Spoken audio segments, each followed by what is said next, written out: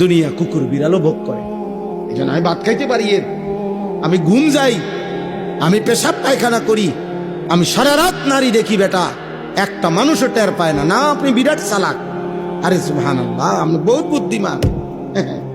আপনি কি ভাবছেন আপনার উপরে বরঞ্চ মালিকের অভিশাপ চলছে, আল্লাহর নারাজি চল। আল্লাহ যেন বলছেন, হাফরমান, এত পাপের পরেও তোরে কেউ টেনে ধরে না, তোকে কেউ ফিরায় না, এটা তোর বদনসিব, এটা তোর মন্দ কপাল, এটা দুর্ভাগা। তুমি এক বাচ্চা যেন নিজে নিজে আগুনের দিকে যাচ্ছে, নিজে নিজে পানিতে পড়তে যাচ্ছে, কেউ তাকে টানে ধরে না, কেউ তাকে আগুন থেকে বাঁচাইতে চাচ্ছে না। এটা ওই বাচ্চার সৌভাগ্য? কথা বলে না কেন? এটা ওই বাচ্চার সৌভাগ্য?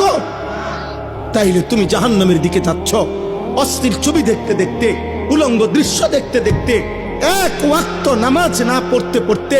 নাফরমান, তুমি তো জাহান্নামের আগুনে চলতে যাচ্ছ।